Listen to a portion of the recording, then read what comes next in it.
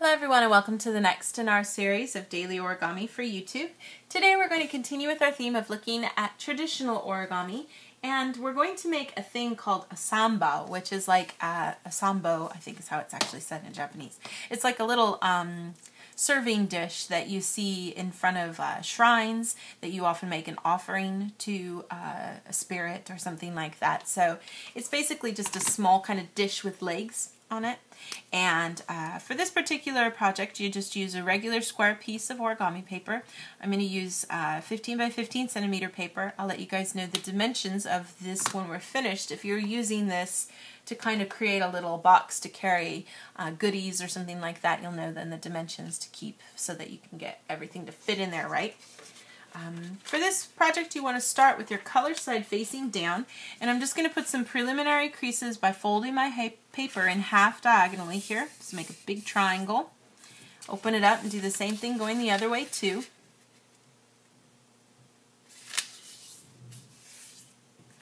Then go ahead and open it up and fold each of those four corners into the center.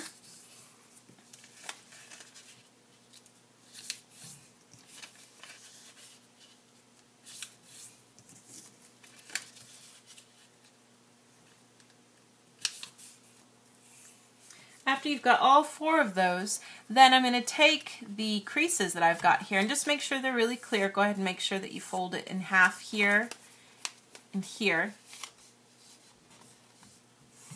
And then if you want to make it a little easier for the next step, you can also then make the diagonal creases valley creases where you fold in. And they should already be defined, but just maybe go ahead and give it a little crease to make sure everything is going the way that you want it to. And then we're going to take a look at everything here and do a square base with those creases by just pinching on opposite sides and shimmying it in so that we can swivel everything around to give us this nice little diamond shape. And you should have this nice crease right in the middle here. You should be able to see the white through on both sides there. We're going to use that. First, we're going to make sure we turn everything around so that those open flaps are at the top.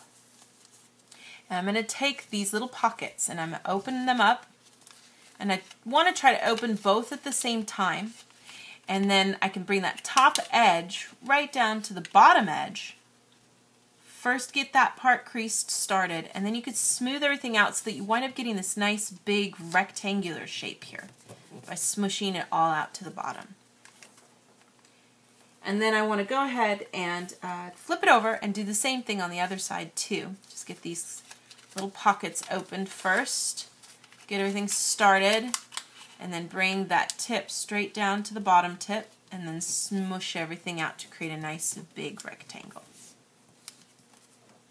After getting that rectangle, I then want to take the bottom layer, the top layer of the paper, and I want to fold straight up to that creased edge I just made.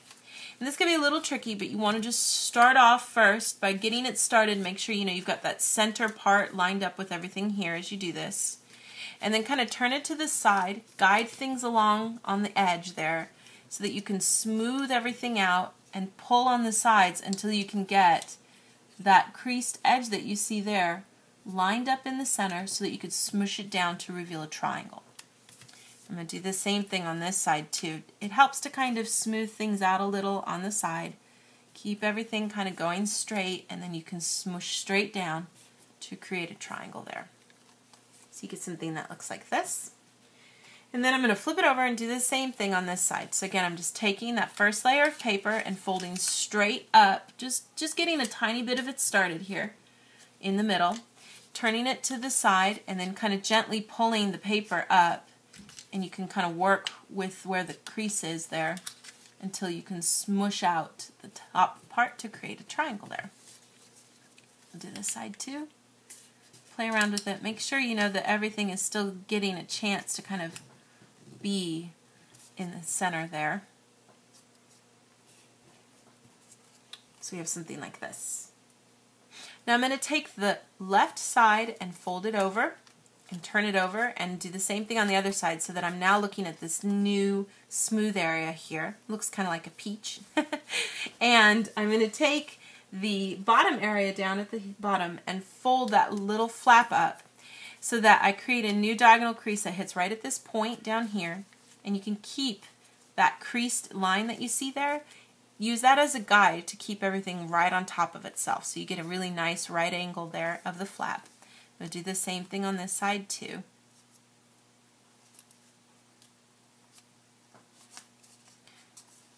And you can flip it over, do the same thing on this side.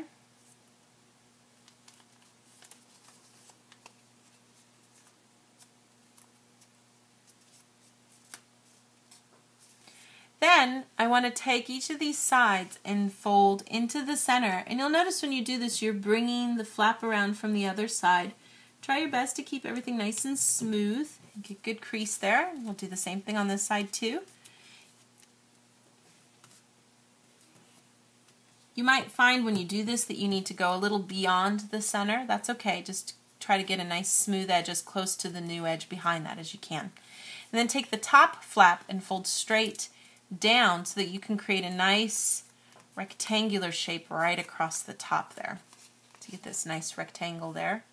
Flip it over. We're going to do the same thing on this side too. So again, I'm just folding the outer edges into the center and trying to reveal that little bit of edge on the side there when you do this. Like I said, you might need to go a little beyond the center depending on how all your creases lined up. And then take the top part and fold straight down. After getting that part folded down, I then want to take and come even with these little squares by taking all of this and folding straight down too. Get a really good crease there on the top. Flip it over, do the same thing on this side too. And then you can take these little tabs that you have here and pull out to create your box. And you can see you've got your 4 little legs here, and this little triangular peak that you see, the mountain peak there, that's going to pop open to become the bottom of our box. Now take care that you don't accidentally, open up the whole unit, but we just kind of smooth all that out there at the bottom to create the box.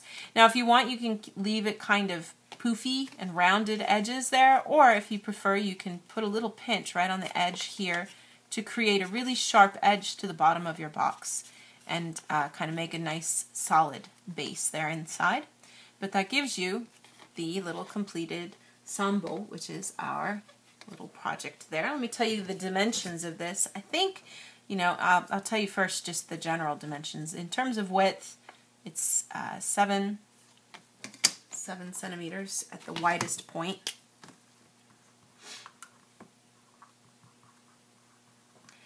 And in terms of height, it stands about 3.5 centimeters. But the thing I think that's really most important is the general dimensions of this box area here, and that is about 3.5 as well. So you're looking at a 3.5 centimeter square area, and then, that's a terrible square, and then the depth of that part is 2 centimeters. It's also 2 centimeters deep. So if you're wanting to put like a little chocolate treat in there or candies or something like that, or present, you'll know the dimensions then of how much space you're working with. But that kind of gives you your completed Sanbow, which is our finished project for today. Thank you so much for watching, and we'll see you next time.